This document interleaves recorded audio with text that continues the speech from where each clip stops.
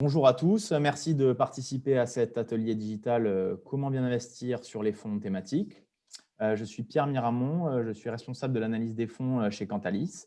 Et aujourd'hui, pour parler avec nous de ces gestions thématiques, Michael Fay, gérant du fonds OFI RS Multitrack. Bonjour Michael. Bonjour Pierre. Alors, on a 15 minutes, donc on va entrer tout de suite dans le vif du sujet. On va tout de suite switcher sur la présentation et couper la vidéo. Donc, nous allons parler des gestions thématiques, donc l'émanation de ces thématiques de gestion. Elle vient des grands changements qui sont en train de s'opérer dans la gestion d'actifs depuis une dizaine d'années, avec un Covid qui agit cette année un peu comme un catalyseur des dynamiques. Alors, on en a parlé tout à l'heure lors du premier atelier. Il y a eu une importante augmentation des encours sur les SR qui a été confirmée cette année. Et en parallèle, on observe aussi une grosse tendance sur les marchés ETF. On a assisté depuis 2012 à l'essor des produits indiciels. En Europe, ils représentaient 6% en 2012, ces produits indiciels, par rapport à l'ensemble des fonds distribués. Ils représentent 13% aujourd'hui, donc il y a quand même une certaine accélération. Et on remarque aussi qu'ils sont de plus en plus, et de manière à part entière, intégrés dans les allocations de portefeuille, avec la gestion de patrimoine qui s'est emparée petit à petit de ces ETF. Lorsqu'on regarde dans les contrats d'assurance, on voit que 27% des contrats d'assurance vie aujourd'hui proposent au moins un ETF. Et on voit diverses raisons justement à cette mise en avant progressive, que ce soit la pression sur les frais pour la gestion, mais aussi l'environnement économique, déflationniste, le fait que les investisseurs se tournent de plus en plus vers des solutions digitales et simples. Et il y a aussi un autre élément très intéressant qu'on a relevé chez Cantalis, c'est qu'on remarque qu'il y a une synergie à l'intérieur et entre les thématiques. Alors, je m'explique. Il y a quelques années, on avait une vraie bipolarisation entre une gestion passive un peu considérée comme froide, un peu très liquide, assez low cost, et une gestion active, plus chaude, plus premium, mais peut-être un peu plus illiquide. Et c'est beaucoup moins vrai aujourd'hui. On a les deux mondes qui se rencontrent. Et c'est encore plus vrai cette rencontre des différentes thématiques avec la montée en puissance de l'engagement ISR dans la gestion. Donc, à titre d'exemple, on le voit, depuis le début de l'année, il y a eu 32 fonds ETF qui ont été créés, enfin en tout cas qui ont été intégrés dans la base de données Cantalis. 75% étaient des fonds equity, 25% obligataires, mais surtout, 70% d'entre eux intégraient des critères ESG, c'est-à-dire que c'était des fonds, des ETF durables. Donc, Michael va pouvoir certainement nous apporter plus de précision justement sur l'intérêt sur l'allocation de ces gestions thématiques et les opportunités qu'elles représentent. Michael? Oui, merci Pierre. Alors, ici, on a un petit graphique illustratif qui montre alors, pourquoi, en particulier, l'ISR aujourd'hui est en plein essor. D'une part, puisque encore en fin des années 2000, on se posait encore la question si l'ISR apportait de la valeur en portefeuille. Aujourd'hui, bien évidemment, on n'est plus du tout à se poser cette question-là. Et on peut le voir aisément sur le graphique, puisque quand on compare, par exemple, un indice action qui est la courbe grise, et les meilleures notes ISR de cet même univers de référence, qui est ici représentée par la courbe verte, on voit bien la surperformance justement des noms qui bénéficient d'une meilleure notation ISR, et ce depuis la fin des années 2000. Et aujourd'hui, au-delà de leur résilience que cette approche peut apporter en phase de stress, on voit bien la surperformance que ces noms, les mieux notés sur justement les critères E, S et G, peuvent apporter à un portefeuille. Et bien évidemment, alors on le voit sur la croissance des encours et on le voit bien évidemment sur la collecte de ces thématiques. Et comme tu le précisais en fait très justement, encore il y avait quelques temps, il y avait le débat justement sur les ETF et cette fameuse gestion passive.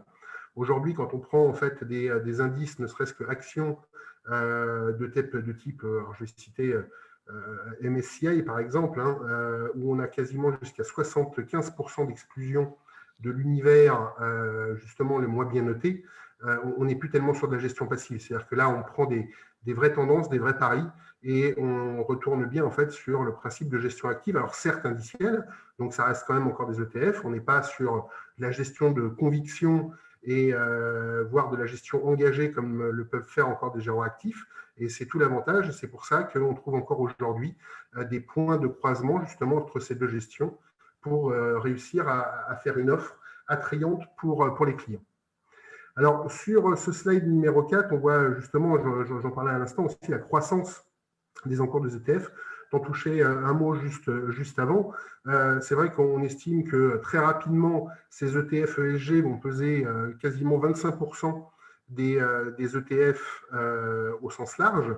Et on estime que d'ici 2030, bien évidemment, ils pourraient représenter plus de 100%, enfin, plus de 100% par rapport aux encours actuels, mais quasiment la totalité des encours, justement, des ETF. Et c'est réellement le principe d'un méga trend.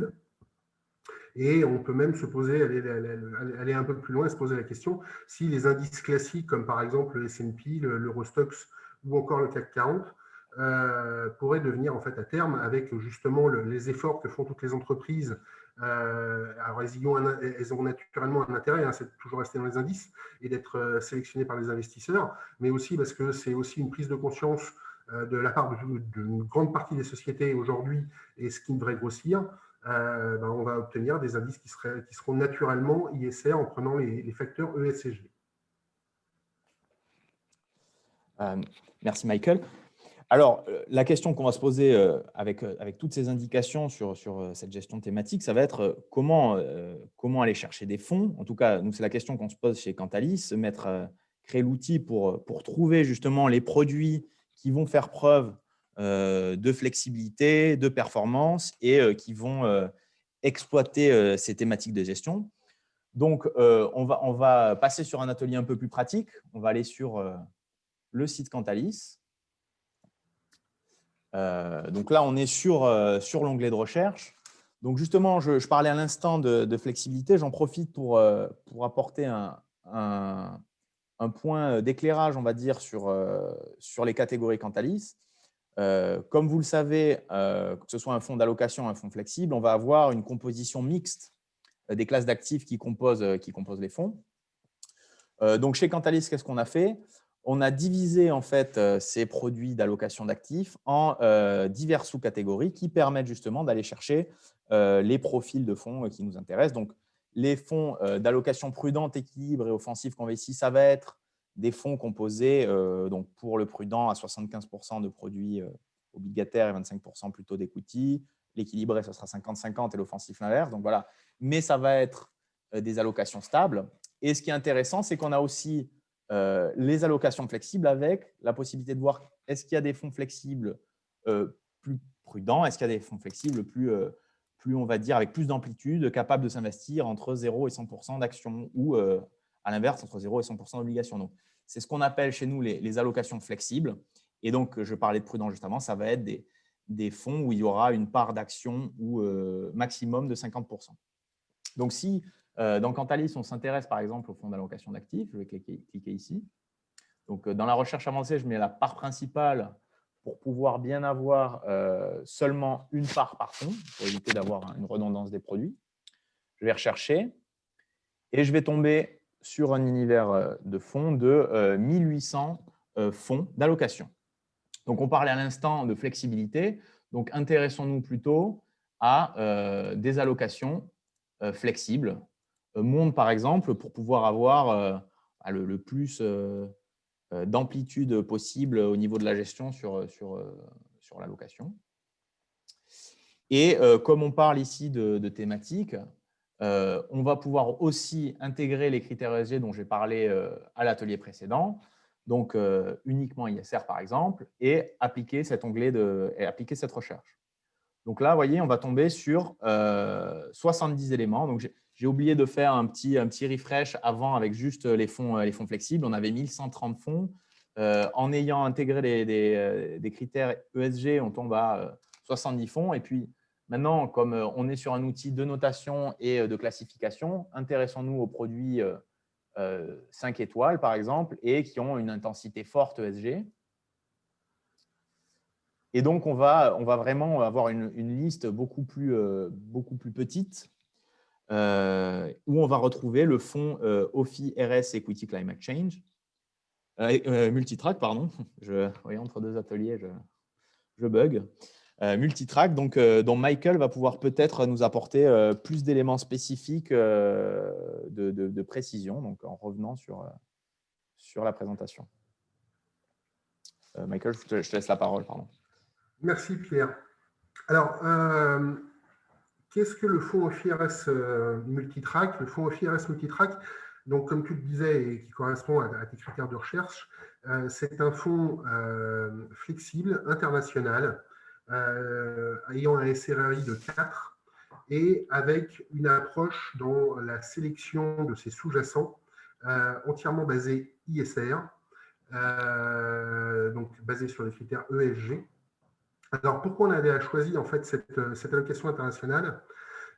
C'est parce que, bien évidemment, quand on commence à faire de l'allocation au sens large, pouvoir bénéficier justement des classes des zones géographiques internationales permet de grandement profiter des moteurs de performance qui peuvent évoluer dans le temps. On le voit aujourd'hui, en particulier en période de crise, où il peut y avoir ponctuellement des dislocations géographiques. On l'a vu ne serait-ce que, bien évidemment, avec la performance des États-Unis depuis la reprise post-Covid par rapport à la zone euro, par exemple. Là, on est en train de parler de rotation, alors sans forcément parler de surreprésentation de la value, mais en tout cas, au moins, on va dire un comblage des shorts qu'il pouvait y avoir. Donc là, c'est plutôt au bénéfice, en tout cas, on l'a vu après la première annonce des vaccins, plutôt au bénéfice de la zone euro et Europe.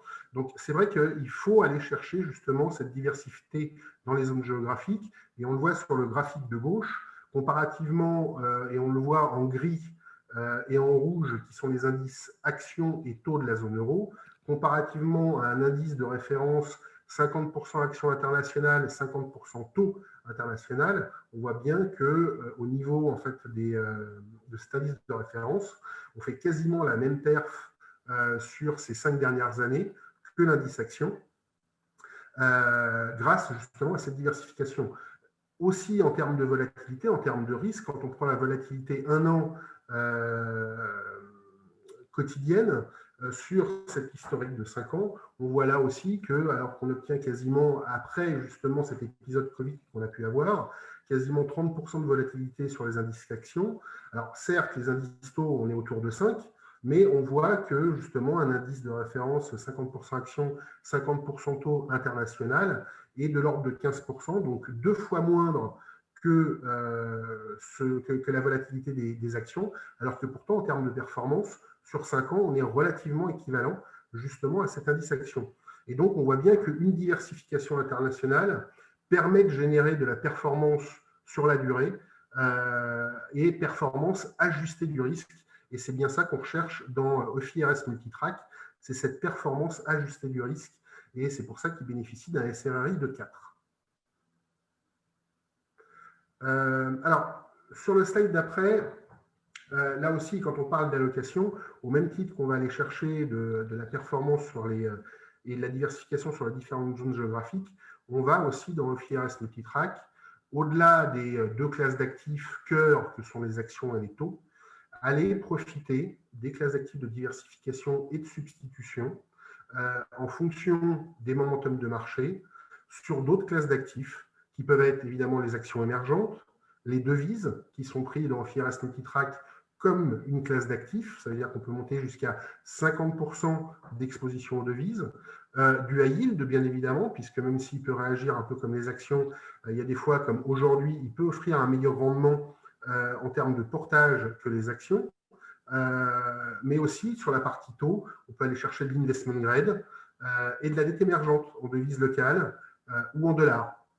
C'est vrai qu'aujourd'hui, avec des devises qui ont un peu souffert, la dette émergente peut être un bon compromis plutôt que d'aller sur des taux européens ou des taux US qui sont proches de zéro, puisque toutes les banques centrales ont fait un interventionnisme pour soutenir l'économie. Donc aujourd'hui, on a des rendements qui sont très proches de zéro.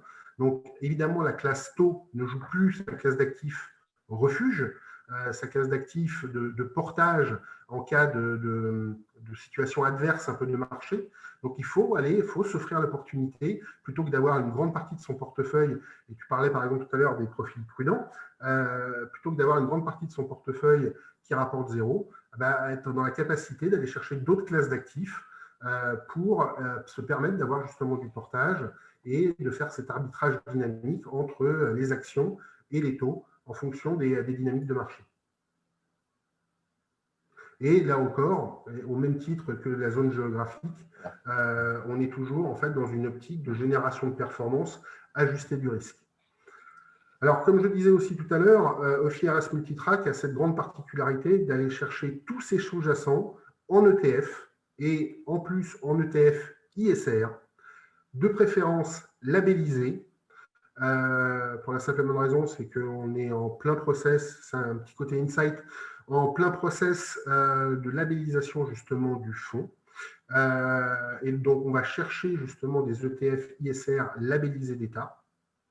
Pour la simple raison, c'est que justement, on croit toujours chez OFI, ça reste quand même un ancrage fort depuis de très très nombreuses années sur cette thématique. Ça apporte de la valeur, on l'a vu tout à l'heure sur les graphiques, ça apporte de la valeur dans le temps. Ça, c'est un point très important. Mais aussi, sachant que c'est des ETF, ça permet aussi bien évidemment de réduire les frais au bénéfice du porteur et des clients. Donc ça aussi, c'est dans le terme de, enfin dans l'optique de génération de performance, ça reste aussi un point substantiel.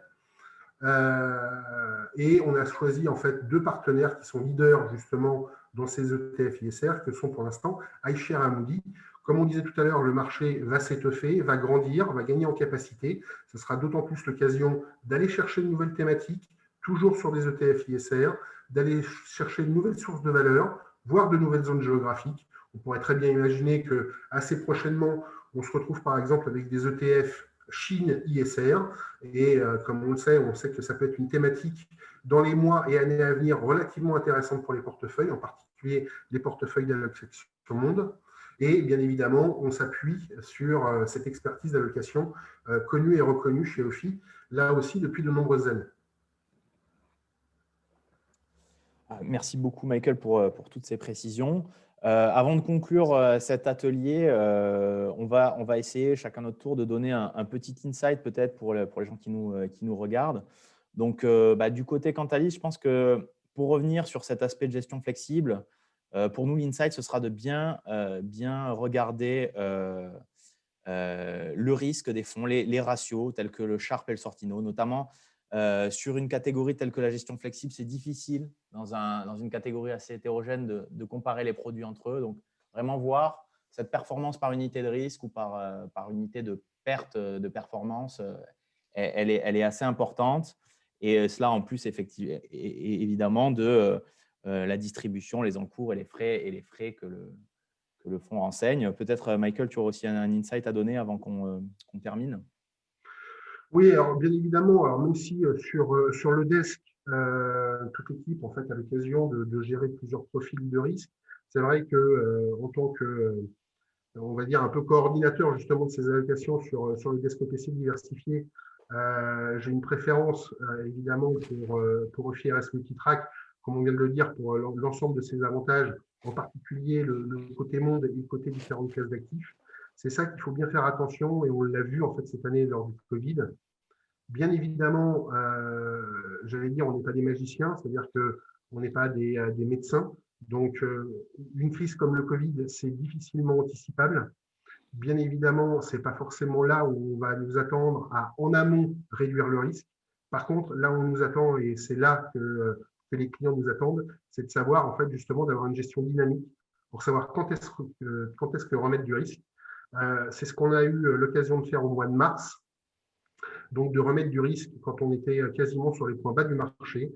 Et c'est ce qui fait tout l'intérêt d'une gestion dynamique. Alors, c'est vrai qu'on utilise souvent le mot flexible, il a pu être à un moment galvaudé en fait, par le passé, mais ça reste encore aujourd'hui et plus que jamais réellement un point important, puisque aujourd'hui encore, hein, on voit que Multitrack fait quasiment 10% et demi depuis le début de l'année, alors qu'on a un MSCI World qui fait 7,06 et des taux qui font 4% depuis le début de l'année. Donc justement, cette approche flexible et dynamique permet réellement d'apporter de la valeur sur le client sur le long terme.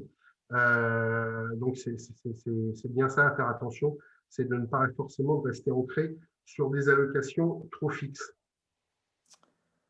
Merci beaucoup, Michael. Donc, et merci à tout le monde d'avoir assisté à cet atelier d'ailleurs. Si vous avez la moindre question, n'hésitez pas à nous envoyer un mail à inside@cantalis.com. On se fera un plaisir de répondre.